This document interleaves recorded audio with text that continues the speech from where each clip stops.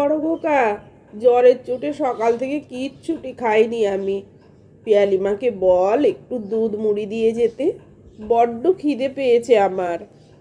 কই গেলি সব, শুনতে পাচ্ছিস তোরা? কাঁপা কাঁপা গলায় কথাগুলো বলেন জ্যোতিপ্রিয়বাবু। পাশের ঘর থেকে তখন উচ্চ গ্রামে ভেসে আসছে টিভি চলার শব্দ। বৃদ্ধের কণ্ঠস্বর ও ঘর পর্যন্ত পৌঁছায় না, তাই কোনো উত্তরও মেলে না। অশক্ত শরীরে এই বিছানা থেকে নামেন বৃদ্ধ জ্যোতিপ্রিয়। একটু হাতড়ে খুঁজে দেখেন টেবিলে রাখা কৌটো দুটোতে। না, বিস্কিট কেক কিচ্ছু অবশিষ্ট নেই সেখানে। মনে হয় এটা ওনার নাতি গুড্ডুর কাজ। অবশ্য গুড্ডু যে সবসময় এগুলো নিজের বুদ্ধিতে করে এমনটা নয়, ওর মা ওকে শিখিয়ে দেয়। পিয়ালি মানে জ্যোতিপ্রিয়বাবুর বৌমার ধারণা শ্বশুরের প্রচণ্ড নোলা। ওনার বয়স হয়েছে, তাই উল্টো পাল্টা খাওয়া দাওয়া করলে যদি বিছানা নোংরা করেন তখন আর ওদের ঝামেলার কোনো অন্ত থাকবে না। অধিকাংশ দিনই তাই বৃদ্ধর পাতে অল্প পরিমাণে ভাত, করলা সিদ্ধ, থানকুনির ঝোল বা কখনো কপাল খুব ভালো হলে পেঁপের তরকারি ছাড়া আর কিছুই তেমন থাকে না। মাছ মাংসের স্বাদ পুরোপুরি ভুলতে বসেছেন জ্যোতিপ্রিয়। বড় খোকা মানে ওনার ছেলে রজতও বউ পিয়ালির সাথে সম্পূর্ণ একমত। বুড়ো বাবাকে নিয়ে যাতে কোনো নাজেহাল হতে না হয় সেই চেষ্টাতেই ওরা সদা ব্যস্ত। আসল কথা হলো, বাবা পৃথিবী ছাড়লেই ওরা হাঁপ ছেড়ে বাঁচে। এই তো গেল প্রতিদিনের রোজ নামচা। তবে ওদের অত্যাচার আরও বাড়ে জ্যোতিপ্রিয় অসুস্থ হলে। বাবা মানে ওদের কাছে শুধুই একজন কাজের লোক। 70-এর কোঠায় পৌঁছেও সংসারে বাজার করা থেকে রেশন তোলা, ইলেকট্রিক বিল জমা দেওয়া সবই এক হাতে করতে হয় জ্যোতিপ্রিয়কে। পান থেকে চুন খসলেই শুরু হবে পিয়ালির বাক্যবাণ। এত মানুষের মরণ হয়, আপনি মরতে পারেন না? তাহলে তো একটা পেটের খরচ বেঁচে যায় আমাদের। রজত সারা দিন মুখে রক্ত তুলে খেটে চলেছে, আর আপনি বসে বসে তার অন্ন ধ্বংস করে চলেছেন।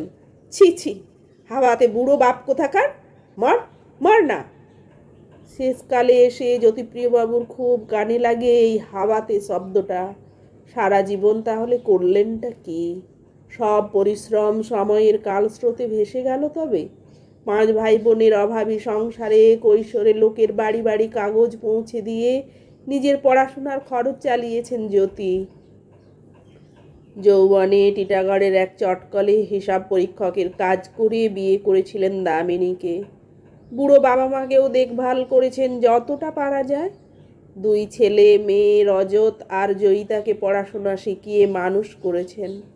তারপর অবসর গ্রহণের বেশ কয়েক বছর আগে নিমতা এলাকায় 1.5 কাঠা জমি কিনে মাথার ঘাম পায়ে ফেলে বাড়িও করেছিলেন হাড় ভাঙা খাটুনি খেটে।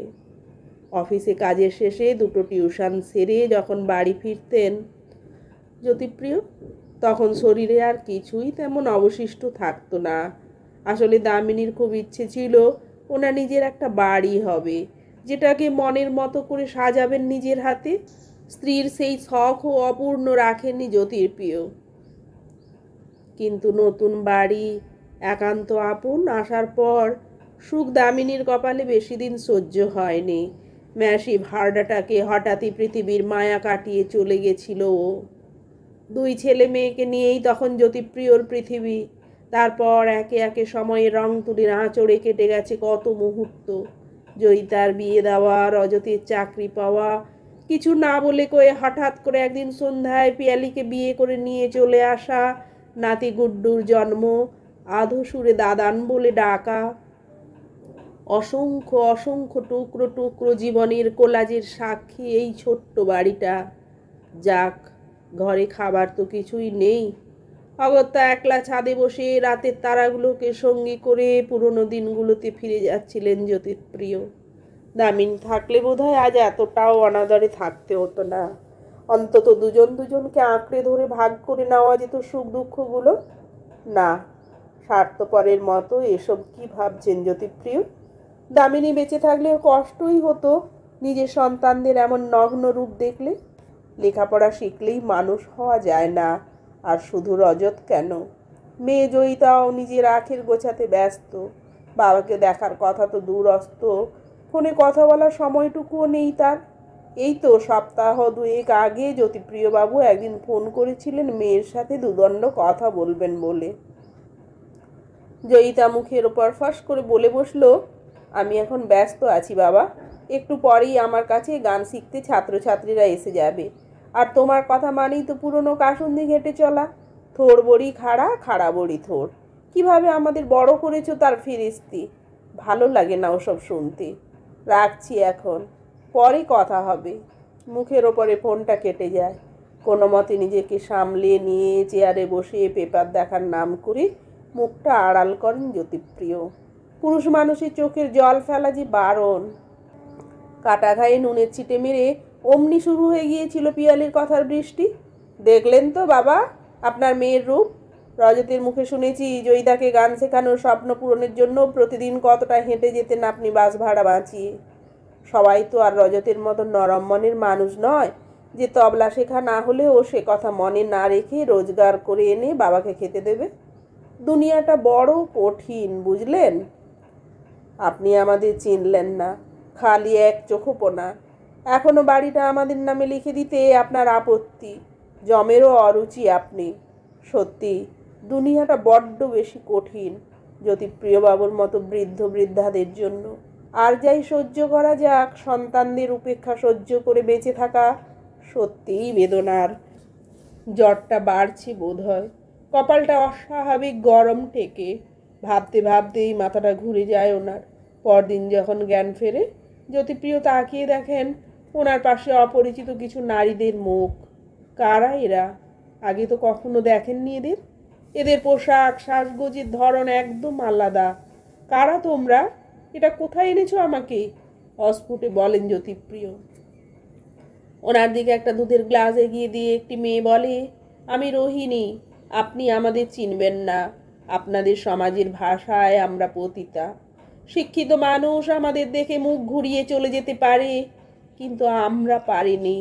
গতকাল রাতে আমি যখন একটা ক্লাবে নাচ গান সেরে ফিরছিলাম, রাস্তায় আপনাকে বেহুঁশ হয়ে পড়ে থাকতে দেখি। গাড়ির থেকে নেমে গায়ে হাত দিতেই বুঝতে পারি ধুম জ্বরে আপনার গা পুড়ে যাচ্ছে। আর দেরি করিনি, আপনাকে আমাদের ডেরায় তুলে আনি। আপনার মুখটা দেখে কেন জানি না আমার মরা বাবাটার কথা খুব মনে পড়ছিল। ভেবেছিলাম আগে আপনি সুস্থ হন, তারপর বাকি সব শুনবো। আজ ভোরেই আপনাকে ডাক্তার এসে দেখে জানিয়ে গেছেন বহুদিন ধরে বুকে কফ বসেই এই বিপত্তি। এখন শরৎকাল, রাতের দিকে হিম পড়ছে। মূর্তির মতো নিশ্চল হলেও জ্যোতিপ্রিয়বাবু মনে করতে থাকেন কাল রাতে উনি ছাদে বসেছিলেন। তারপরেই বোধহয় জ্বরের ঘোরে অজ্ঞান হয়ে যান, আর রজত তখনই ওনাকে রাস্তায় ফেলে দায়মুক্ত হয়েছে। আসলে ওরাও একটা সুযোগের অপেক্ষায় ছিল। ভুলটা হলো আপন রক্ত ভেবে যাদের মানুষ করার জন্য নিজের গায়ের রক্ত জল করেছেন, আজ তারাই তাকে রাস্তায় ফেলে দিয়ে গেছে। ভাগ্যের কি নিষ্ঠুর পরিহাস। এই মেয়েটি যদি ওনাকে তুলে না নিয়ে আসতো এতক্ষণ, তাহলে বেওয়ারিশ লাশ হিসেবে ওনার ঠাঁই হতো কোনো মর্গে। কারণ শরীরের যা অবস্থা ছিল, রাতের অন্ধকারে গায়ের ওপর দিয়ে কোনো গাড়ি চলে গেলেও কিচ্ছু করার থাকতো না। জ্যোতিপ্রিয়বাবুকে চুপ করে থাকতে দেখে সেই রোহিণী এবার বলে, ও বুঝেছি, আপনি আমাদের এখানে থাকবেন না। অবশ্য সেটাই স্বাভাবিক। কে থাকে আমাদের এই নোংরা অপবিত্র পৃথিবীতে? আচ্ছা থাক, আপনি বলুন আপনার বাড়ির ঠিকানা। সুস্থ হলে আমরা আপনাকে আপনার নিজের ঘরে পৌঁছে দিয়ে আসবো, কথা দিচ্ছি। এবার আর নিজেকে সামলাতে পারেন না জ্যোতিপ্রিয়। ডুকরে কেঁদে উঠে বলেন, আমার যে নিজের কোনো ঘর নেই রে মা, তোরাই আমার একান্ত আপন। তোদের ছোঁয়াতেই আমি নবজন্ম ফিরে পেলাম। তোরা অন্তত আমাকে তাড়িয়ে দিস না। শেষ কটা দিন শান্তিতে থাকি, একটু জায়গা পেলেই হবে এই বাড়ির বারান্দায়। কিন্তু সমাজ কি বলবে ভেবেছেন সেটা? লোকে তো আপনাকে খারাপ ভাববে, তাই না? জিজ্ঞাসা করে ওঠে ওদেরই একজন। মৃদু হেসে জ্যোতিপ্রিয় বলেন, বলবো আমি তোর একান্ত আপন রোহিণীর বাবা।